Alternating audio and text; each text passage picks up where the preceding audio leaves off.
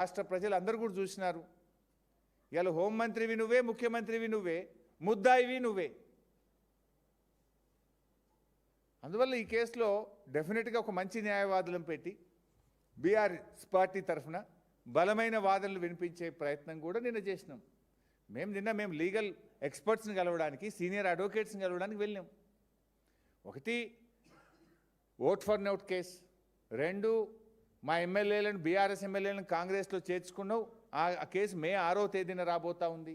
మూడు కాళేశ్వరం కేసులో మేము గెలుస్తామనే విశ్వాసం ఉంది. గెలిచినా కేవిట్ వేయడానికి, పొరపాటున మాకు అనుకూలంగా తీర్పు రాకపోయినా సుప్రీంకోర్టులో రిట్ పిటిషన్ వేయడానికి న్యాయవాదులతో మాట్లాడడానికి పోయినాం. ఇది పార్టీగా మా నాయకుడు ఆదేశించిండు. నాయకుడు ఆదేశం ప్రకారం మేము ముగ్గురం, మా వినోద్ కుమార్ గారు సీనియర్ న్యాయవాది, పార్లమెంట్ సభ్యులు రవిచంద్ర గారు కలిసి వెళ్ళి అక్కడ న్యాయవాదులతో మాట్లాడినాం.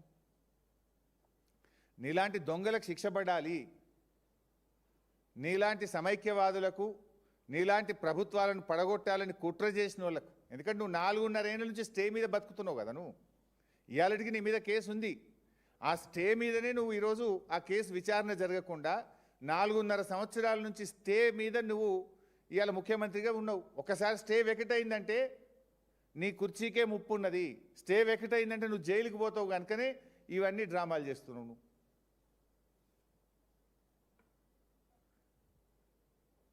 ఇవాళ మొన్న ఏం జరిగిందో నేనే బయట పెట్టినా. రాత్రేమో రాహుల్ గాంధీతో ఉన్నాడు, పొద్దుగాలు లేచే వరకు ప్రముఖ ఆర్ఎస్ఎస్ నాయకుడు, బీజేపీ ప్రభుత్వ కేంద్ర మంత్రి శ్రీనివాస్ వర్మ ఇంట్లో పొద్దుగాల టిఫిన్కు తేలిండు. నీకు అలవాటు, పొద్దుకి కాంగ్రెస్, పొద్దుగాల బీజేపీ వాళ్ళ ఇంట్లో టిఫిన్లు తినుడు, సాటు కార్లలో తిరుగు నీకు అలవాటు. మేము బాజాప్తానే చేస్తాం ఏం చేసినా. సరే, ఇది అసలు విషయం. మేము పోయింది ఓటుకు నోటు కేసులో దొంగను శిక్ష పడే విధంగా మేము మా పార్టీ తరఫున ఇంప్లీడ్ అయినాం. మేము కూడా సీనియర్ న్యాయవాదులను ఎంగేజ్ చేసి, మా సీనియర్ న్యాయవాదులు రేపు కోర్టులో బలమైన వాదనలు వినిపించడానికి న్యాయవాదులతో మాట్లాడడానికి వెళ్ళాం. అది రేపే ఉంది కేసు. రేపు ఉదయం కాళేశ్వరం కేసు ఉంది, సాయంత్రం ఓట్ ఫర్ నోట్ కేసు ఉంది. సో డెఫినెట్గా మేము వెళ్తాం కదా. నువ్వు మా ప్రభుత్వాన్ని కదా కూలదోయాలని ప్రయత్నం చేసింది. ఆ రోజు నేను శాసనసభ వ్యవహారాల మంత్రిని. ఇట్లా పోతేగా రేవంత్ రెడ్డి గారు, ఆయన కథలు మనం చూసినాం. రైతు భరోసా నిన్ననన్న మొత్తం వేస్తాడేమో అనుకున్నాం. ఆ రోజు సిద్దిపేటకు వస్తే నిలదీస్తారని చెప్తే 1 ఎకరానికి వేసిండు. నిన్న కేసీఆర్ గారు జగిత్యాలకు వస్తే మళ్ళీ 1 ఎకరానికి వేసిండు. మరి మిగతాది ఇంకెప్పుడు వేస్తావు? చెప్పింది 15,000, ఎగ్గొట్టింది 2 రైతు భరోసాలు. ఈ 3వ రైతు భరోసానైనా పూర్తిగా ఇస్తావా అంటే ఇప్పటికే కోతలు అయిపోయినాయి, వడ్లు కల్లాలకు వచ్చినాయి. వడ్లు కల్లాలకు వచ్చినా రైతు బంధు పడలే. రైతు బంధు అంటే పెట్టుబడి సహాయం. పంట చేతికి వచ్చినా నీ పెట్టుబడి సహాయం రాలే. కేసీఆర్ గారు బయటకు వస్తున్నారు, ఆయన గర్జిస్తారని భయపడి నిన్నో డ్రామా నడిపి 1 ఎకరానికి వేసినావు. ఊరిచ్చి 1 ఎకరానికి వేసినావు. అంటే ఇక మళ్ళీ మిగతాది పడాలంటే మళ్ళొక్కసారి కేసీఆర్ బయటకు రావాలి. ఇక ఇట్లా ఎన్నిసార్లు రావాలి? అంటే కేసీఆర్ గారు ప్రశ్నిస్తే తప్ప, బీఆర్ఎస్ పోరాడితే తప్ప రైతు బంధు పడే పరిస్థితి ఉండదా? నువ్వు ఆ రోజు ఏం చెప్పినావు? సిద్దిపేటకు వచ్చినప్పుడు మార్చి 22 నాడు 20 రోజుల్లో మిగతా పైసలు వేస్తా అన్నావు, వేయలే. అంతకుముందు ఏం చెప్పినావు?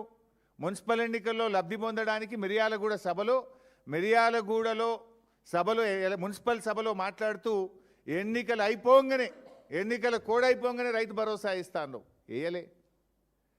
సిద్దిపేటలో చెప్పినావు, వేయలే. నిన్న కేసీఆర్ గారు వెళ్తే మొత్తం వేస్తున్నా అన్నావు, మళ్ళీ 1 ఎకరానికి వేసినావు. అంటే 3 5,000 కోట్లు పడ్డాయి, ఇంకా 4,000 కోట్లు పడాలి. అవి ఎప్పుడు వేస్తావు?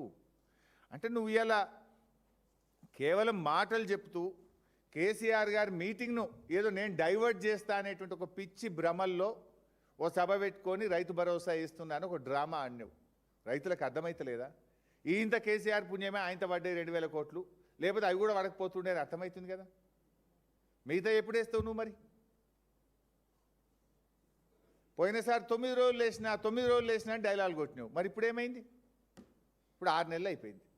6 నెలల కింద పడాల్సిన రైతు బంధు ఇప్పటికి వాళ్ళే కేవలం 5,000 కోట్లు మాత్రమే పడ్డాయి, ఇంకా 4,000 పడాలి. బడా కాంట్రాక్టర్లకు ఉంటాయి కానీ రైతులంటే నీకు ఉండవు. కాళేశ్వరం ప్రాజెక్ట్ గురించి నిన్న ఒక విషయంలో ఆయనకు థ్యాంక్స్ చెప్పాలి, రేవంత్ రెడ్డి గారికి నేను థ్యాంక్స్ చెప్పాలని కూడా అనుకుంటున్నాను. మొన్నటిదాకా ఒకటి ఏమన్నాడంటే కాళేశ్వరం కుప్పగూలింది అన్నాడు, కాళేశ్వరం కూలిపోయింది అన్నాడు, కాళేశ్వరం 1,00,000 కోట్లు కొట్టుకపోయింది అన్నాడు. నిన్న మాత్రం ఒక సత్యం చెప్పిండు, మేడిగడ్డ 2 పిల్లర్లు గుంగినాయి, దాన్ని రిపేర్ చేస్తాం, కాళేశ్వరం వాడుకుంటాము అన్నాడు. మరి కుప్పగూలితే 2 పిల్లర్లు రిపేర్ అవుతుందా? కుప్పగూలితే మొత్తం కూలిపోవాలి కదా కాళేశ్వరం, మొత్తం కూలిపోతే మొత్తం కొత్తగా కట్టాలి. కూలేశ్వరం అయిందంటే మొత్తం కట్టాలి కదా కొత్తగా. మొత్తం కుప్పగూలిపోయిందంటే మరి మొత్తం 1,00,000 కోట్లతో కొత్తగా కట్టాలి కదా. నిన్నేమంటుండు, 2 పిల్లర్లు పోయినాయి, దాన్ని రిపేర్ చేస్తాం, తొందరగా రిపేర్ చేసి వాడుకుంటాం. అది కూడా నీకు ఎప్పుడు సోయొచ్చింది? సైంటిస్టులు, వాతావరణ శాఖ రాబోయే సంవత్సరం సూపర్ ఎలినో ఉండబోతుంది, తీవ్రమైన కరువు దుర్భిక్ష పరిస్థితులు ఈ దేశంలో రాబోతున్నాయని చెప్పి వాతావరణ శాఖ హెచ్చరిస్తే గప్పుడు నీకు సోయొచ్చింది, గప్పుడు నీకు కాళేశ్వరం గురించి యాదికి వచ్చింది. అసలు నీకు ఎప్పుడు కాళేశ్వరం గురించి నీకు ఒక క్లారిటీ రాలే. ఇప్పుడు 2.5 ఏళ్ళు అయింది, నీకు ఇప్పటికన్నా క్లారిటీ వచ్చింది అనుకున్నా. నీకు ఏ తెలియదు, నా బి తెలియదు.